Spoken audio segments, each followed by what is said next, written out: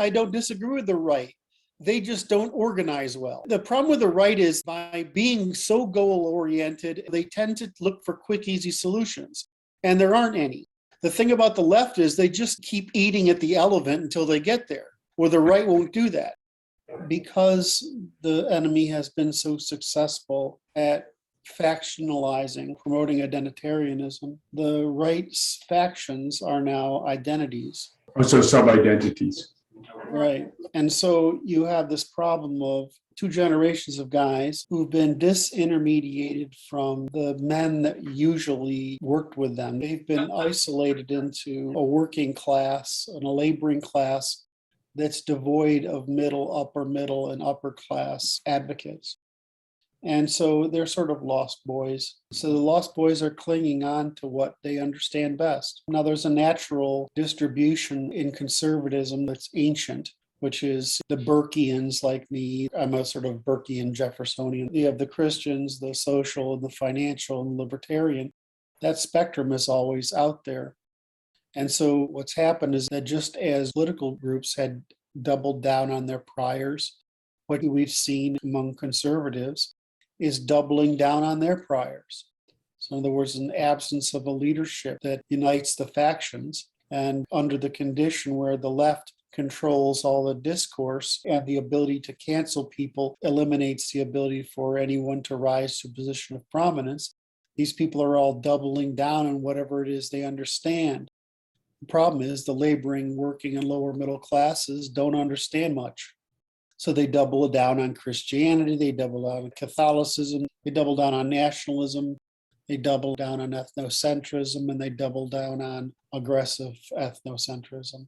So they all double down on whatever they understand, just like the libertarians are still doubling down on their rather pubescent view of human nature. Do you, on the other hand, do what every other civilization is and pander to the incompetents? No, because you make them weak. So why are Christians weak? Why? Because of pandering. Why are Americans weak? Because of democratic pandering. Conservatism has failed over the past century and a half in its Christian moral and procedural forms. Conservatism is a failure because of Christian pandering. Look at Russell Kirk. What an ass clown. Look at the libertarians, bunch of ass clowns. Look at Hayek. He didn't want to refute Keynes because he was too much of a gentleman and he thought it was obvious. Which conservative movement hasn't failed? I'm after the absolute certainty that the American people who are traditionalists have to come to the conclusion that everything that they have done in the past has failed. And they are coming to that conclusion. Because I realize, because I've done the study of it, is conservatism has always failed. Always. The only reason people ever fight is because of their pocketbooks. And if they can gain status by fighting for other people's pocketbooks.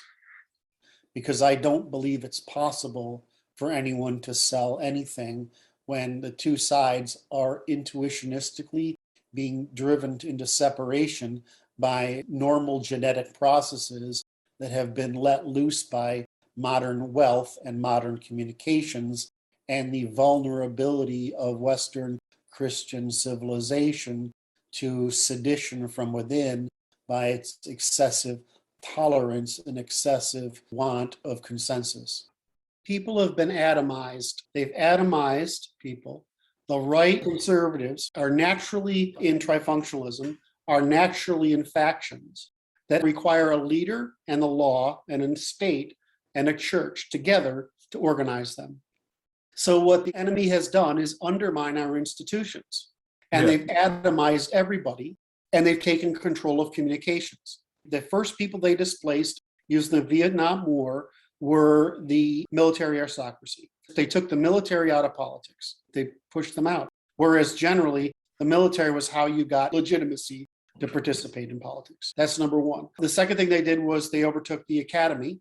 Then they overtook the entertainment sector and the media. So the problem with conservatives is they're moral. And so they need a moral license. See, leftists intuits moral license. They presume the license The right has to find the license. and be granted the go order. Right. The man of free riding. You people call yourself virtuous and moral conservatives, but all you're doing is cost evasion. What they're doing is free riding on their ancestors' investments. I view conservatives as rabbits hiding in barrows while the wolves come in. I just view them as cowards. Whenever it says, I'm going to be ready to protect myself and family, I'm like, what you talking about? You're just running away. So as you said, think about your kids and the generations to come. What most conservatives are doing, they're not conserving anything. They're burning down their inheritance by doing nothing. Well sitting. Whining. Except whining like little girls. Oh my. Not to besmirch little girls by any means. Well, little girls have a reason to whine, to get boys to do things. But the thing is, what they all want is emotional validation because they're so angry. They all want to act at something that's in their control. And the answer is that's why you're failing. You have to act on what's outside your control. And the way you do that is ceding control to the group that is large enough to get what you want because it's outside your control. But this is antithetical to the factions.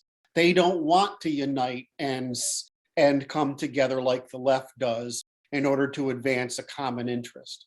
And then you get the ones that are most action-oriented, they want to run away. They call it preparation.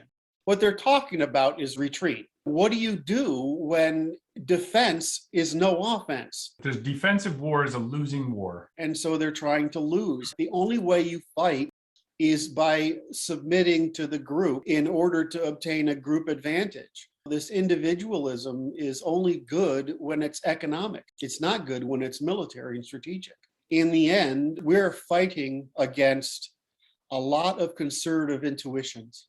That's right. It's an organized, larger group to defend the interests of the smaller groups. And every individual fits into some smaller group. And it's like this. It's unification of the right, which is sadly lacking and has been. Because the way the right was always unified was under the military aristocracy.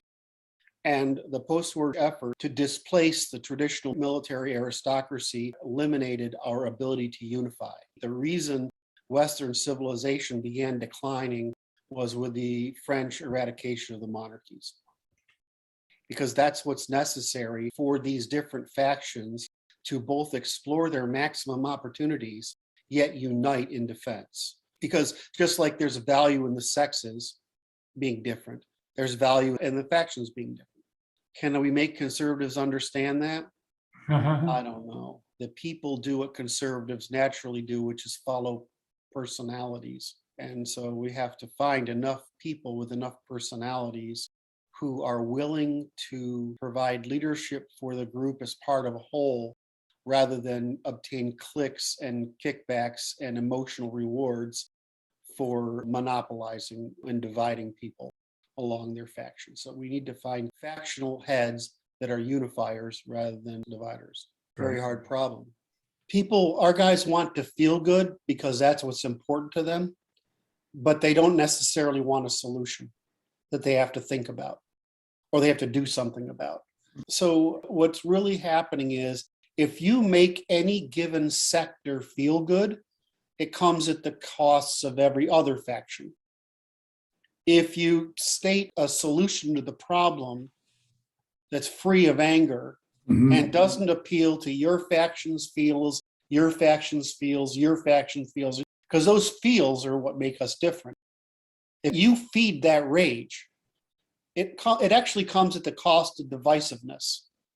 Because the people who are most angry are usually the people who are most powerless. It's the people who are merely frustrated that actually are powerful. So you want to not appease a minor group of frustrated, angry people by making them feel good at the expense of all the other factions, specifically that faction that's merely frustrated and wants a solution. I had to get rid of enough of my own anger to be able to understand that. That's the problem, is that you're talking about people who are basically the foot soldiers, the sheriffs or the white blood cells of a polity. And they're saying there's disease here, but I can't figure a way to kill this disease. They're correct in their perception. They're correct in that the virus is winning, but they're incorrect in how to solve it. Or I have my little faction fundamentalist view of the world, or my Catholic fundamentalist view, or my Nazi fundamentalist, or whatever. I have some fundamentalist view of the world, or my anarchist fundamentalist view of the world. I want to feel in control. I want mindfulness, except that it's suicide. It's the false promise that your little faction solution can succeed as anything except a cog in a system that allows the other factions to do the same. They can't conceive of that because that means there's still more to learn. This is the fundamental problem of trust. If I can understand a thing, I'm going to put trust in the thing I understand over the thing I don't understand. The more complex the thing, the harder it is to understand.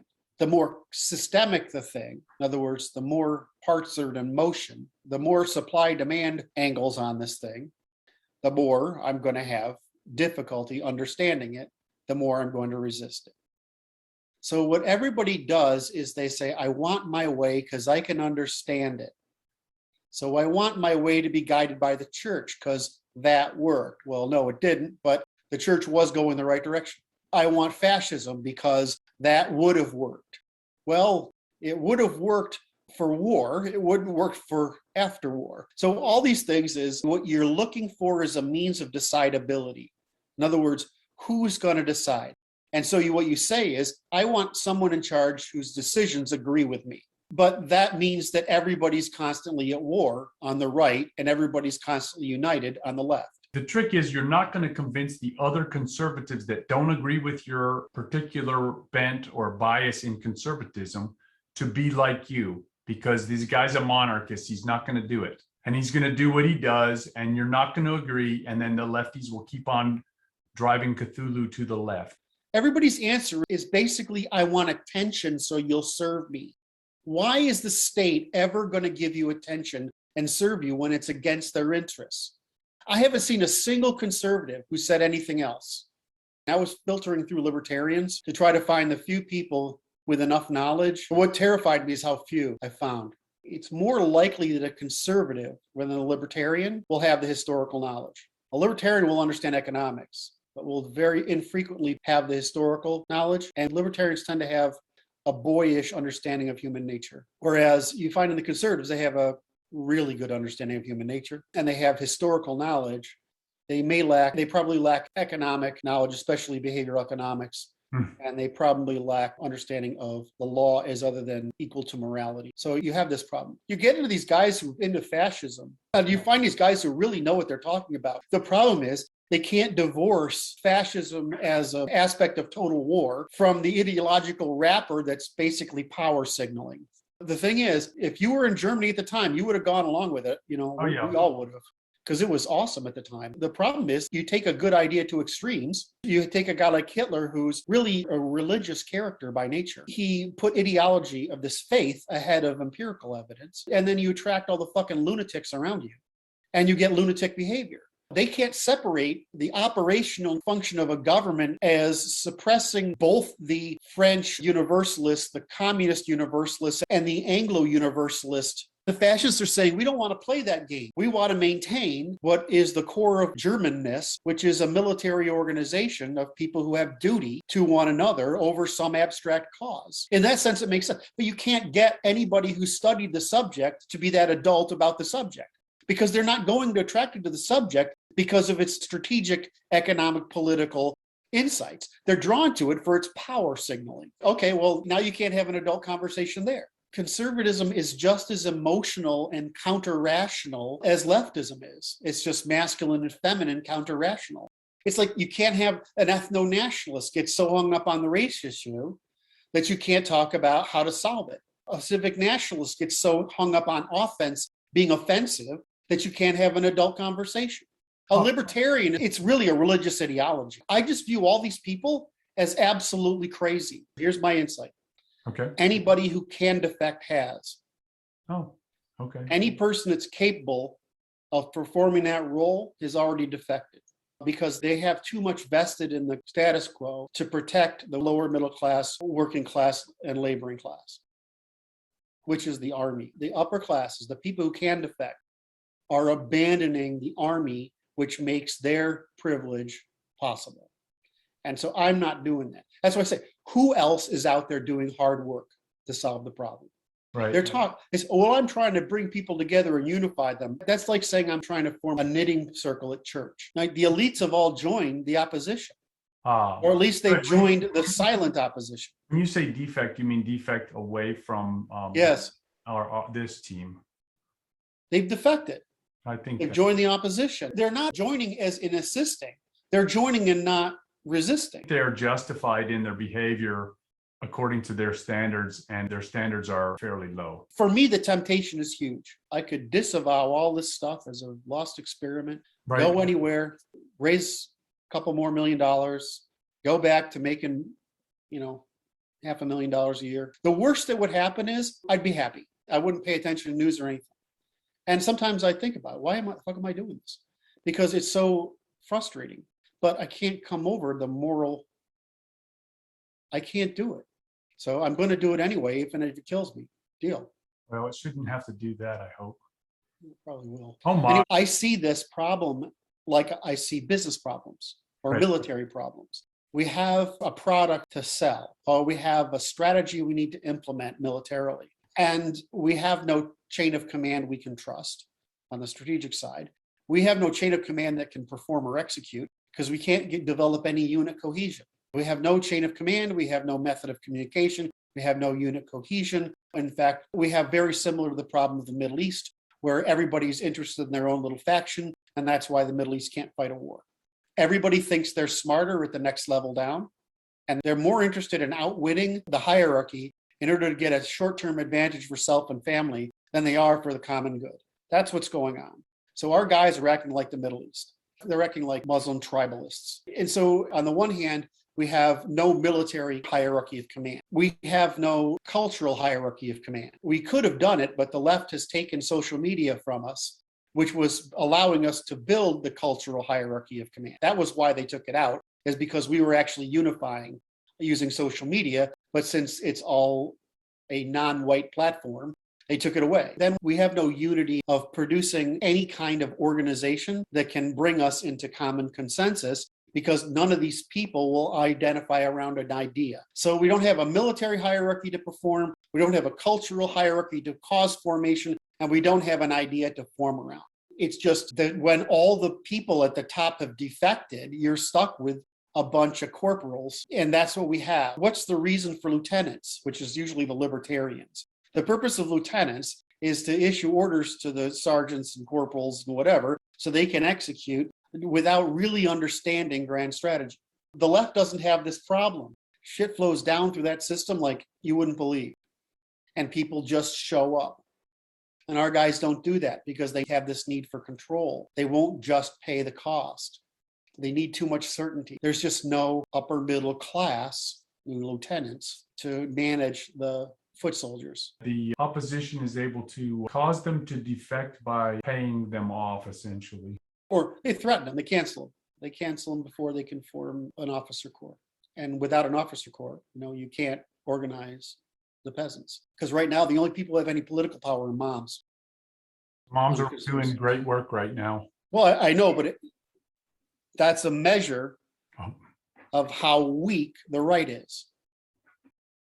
Because if you haven't got a military, a militia, an emergency corps, and hospitaliers, if you haven't got that order, you haven't preserved your monarchy, your generals, your hierarchy of that martial empirical order, if you haven't preserved your rule of law of the court system, you're not every man a sheriff. You haven't got a way of policing the commons from the female method of warfare against your institutions of cultural production. You have to have those institutions. There's no free riding. But what if I don't want to serve in the military? Tough, whatever. If you don't want to serve, no free speech, no property, no marriage, nothing. You have a passport to leave. People keep coming to me, and they come to you, and they come to others saying, help me organize.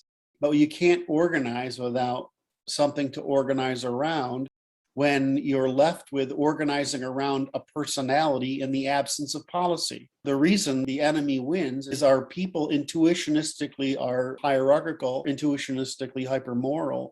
And so they want to rally around an individual.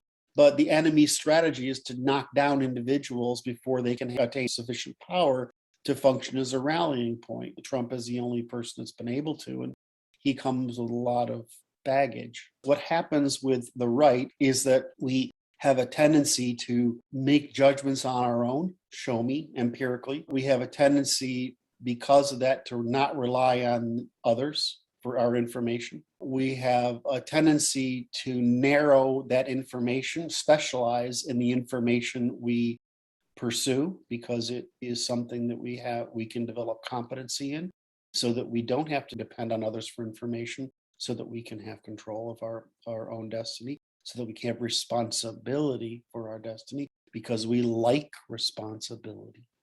Conservatives are a horrible problem for a lot of reasons, and winning is not something that is easy to bring about.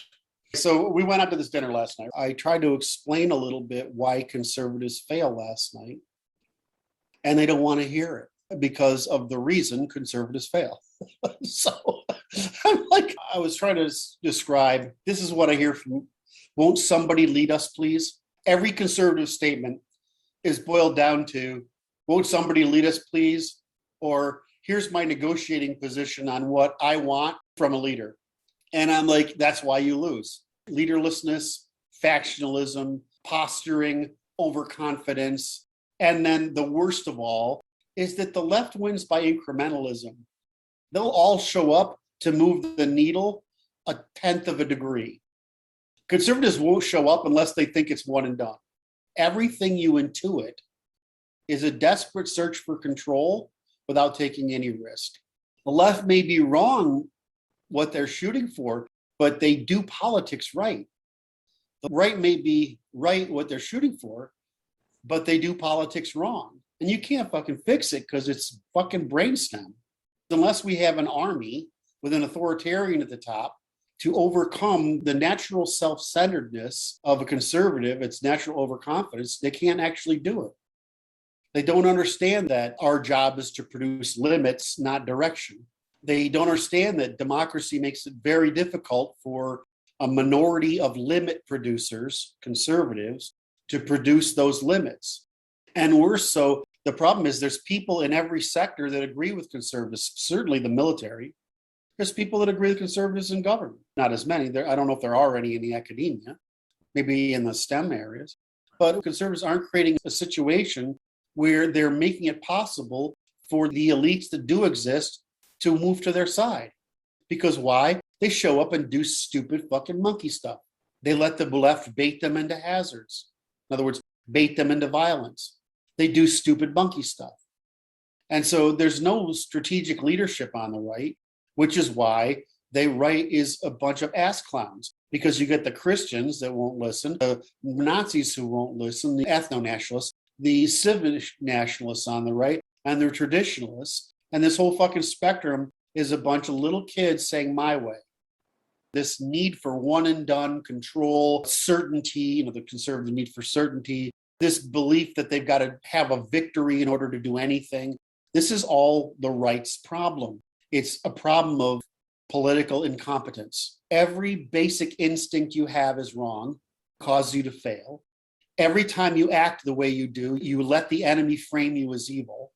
You don't set out a set of demands, and the demands aren't achievable. You don't try to give permission to the people who would take leadership. They're already out there as elites. You're not providing them with the resource they need as an elite in order to enforce change. So you're the fucking problem as conservatives. We can't even use the internet anymore because the mouth breathers on the right, which are children, saying, I'm not going to cooperate unless you do it on my terms. And I know because I'm 19 to 25 years old, I didn't go to college and I barely graduated high school and I have a minimum wage job. And for some reason, I think I know. They're fucking idiots and they ruin the discourse. The problem is the personality of the people who are being destroyed is counterproductive. And until they learn this, they won't understand that their best interest is in realizing they're not competent. Whatever they want is not going to happen. The only possible means to success is to follow the one the founders established. I'm looking for the peaceful solution by providing people rational incentives. But, conservatives are like, hit it with a rock.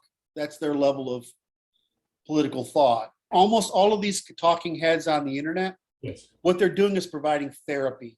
The talkosphere is dominated by the kind of people who talk, but conservatives are people of action. They're just providing therapy. They're making you feel good while the room is burning. Every one of these conservative commentators, whether online or in major media, what they're doing is satisfying your moral frustration. But they're not actually doing anything. They're not informing you. They're not educating you. They're just making you feel better. Or the opposite, they're agitating you. Does anybody talk about an answer? Of course not. How are you making yourself able to form an organization that can create a political victory? Try to get these these fucking retards to do anything on the right to do anything, even resembling adulthood, is just impossible. Some people are worried about the risk of certain victory. I'm worried about the risk of likely failure. So in other words, I'm worried about not acting, and these guys are worried about acting unless they're certain they're going to win. Why are conservatives failing? Because they're conservatives. The window of control the left needs in order to move forward, they need very little. The incentive they need to rebel is very little. But they're creating disorder, undermining. So the effect of their disorder making is very, very high, even with small investment. Conservatives have a much harder problem. We're harder to organize in the first place. It's harder to produce incentives. And ordering is much more costly than disordering. There's only one way conservatives work, and that's as an army, and that's just how it is. You're an army or not. They're a mob and we're an army, and you got to know the difference.